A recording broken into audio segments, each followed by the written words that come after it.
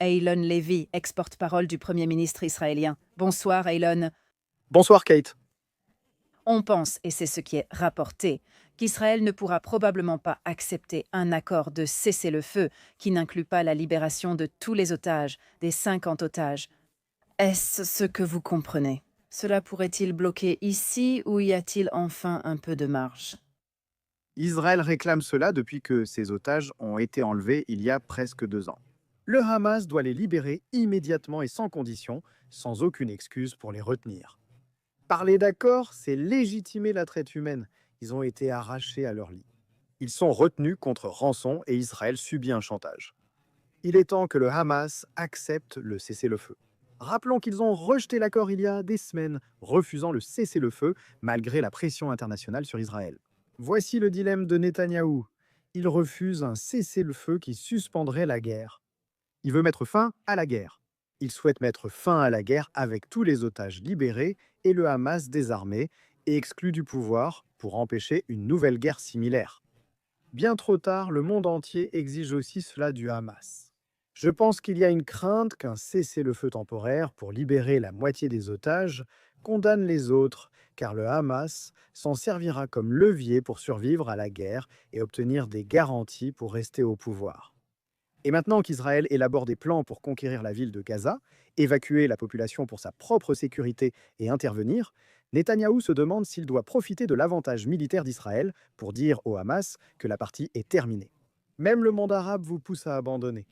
Libérer tous les otages, renoncer au pouvoir et terminer cette guerre définitivement.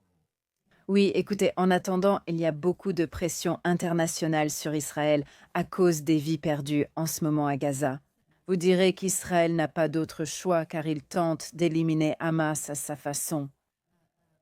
En quelque sorte, avant qu'un quelconque accord de paix ou cessez-le-feu ne soit négocié.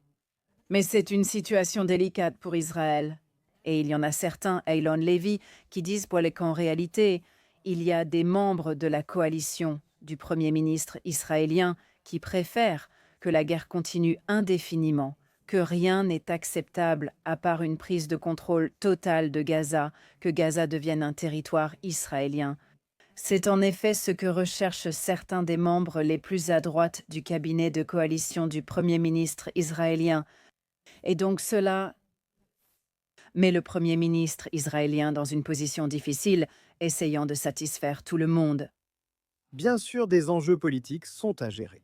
Il y a des membres de la coalition de Netanyahou qui veulent pas que cette guerre se termine avec Gaza, sous contrôle israélien total et la reprise des colonies juives à Gaza. Mais ce n'est pas le plan du Premier ministre. Le Premier ministre a déclaré que l'objectif d'Israël est de terminer cette guerre rapidement en chassant le Hamas du pouvoir, puis de remettre la bande de Gaza à une autorité internationale avec un leadership palestinien qui ne soit pas engagé dans la destruction de l'État d'Israël comme le Hamas. Israël ne veut pas, du moins Netanyahou ne veut pas gouverner Gaza. Il souhaite probablement la confier à une tutelle internationale, comme vous diriez. Oui, il parle de l'implication des nations arabes. Exactement. La question ici est qu'est-ce que cela signifie de chasser le Hamas du pouvoir?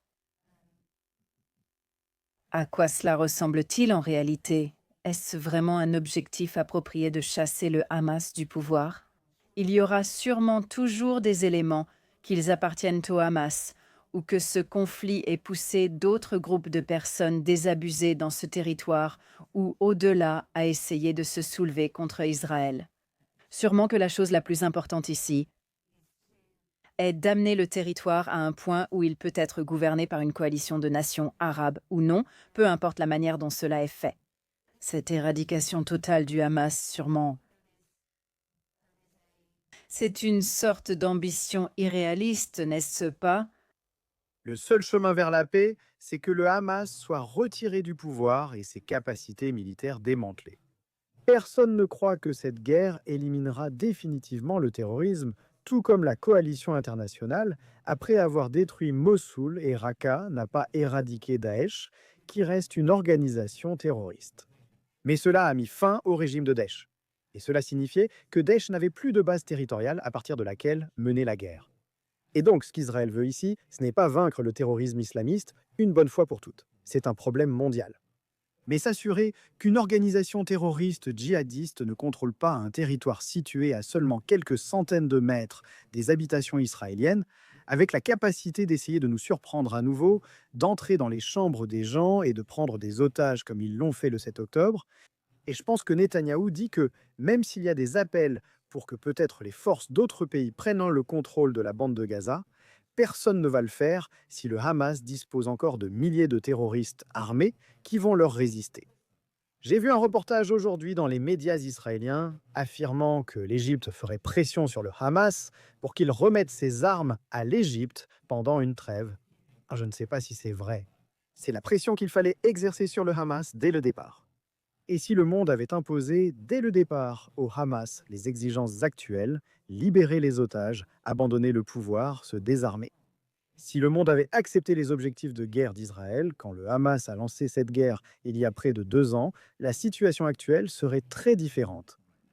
Qu'en pensez-vous? Savons-nous si Israël va revenir avec une contre-proposition à cette proposition de cesser le feu? Nous savons que cela a été accepté par le Hamas. C'est presque identique à l'accord de cessez-le-feu proposé par l'envoyé spécial américain. C'est ce qu'a déclaré le Qatar aujourd'hui. Israël va-t-il répondre ou accepter? Je pense que la vraie question à se poser est de savoir quelle pression le monde peut exercer sur le Hamas et ses soutiens pour qu'ils mettent fin à la guerre une bonne fois pour toutes. Le Hamas a déjà accepté. Reste à voir si Israël fera sa part. Cessez-le-feu temporaire. Le Hamas accepte une pause de 60 jours contre la libération de la moitié des otages qu'il affame, torture et maltraite dans ses cachots. La demande ne devrait pas être que le Hamas en libère la moitié et garde l'autre pendant les négociations. Donc Israël n'acceptera pas cet accord de cessez-le-feu. Je dis que Netanyahou a un dilemme et que les familles des otages sont également déchirées. Nous avons eu d'importantes manifestations en Israël cette semaine, demandant un accord global pour mettre fin à la guerre et ramener tout le monde chez soi d'un coup. Avec une proposition pour libérer la moitié des otages, certaines familles demandent de l'accepter pour en sauver au moins une partie. Certains dilemmes sont aujourd'hui ingérables. Et la vraie question est, comment faire pour que le Hamas renonce au pouvoir et permette à cette guerre de se terminer, et pas simplement d'être mise de côté? Je pense qu'il faut avancer étape par étape. Nous devrions avoir des nouvelles d'Israël d'ici vendredi, selon nos informations. Aylon Levy, ex-porte-parole du Premier ministre israélien, merci pour votre temps.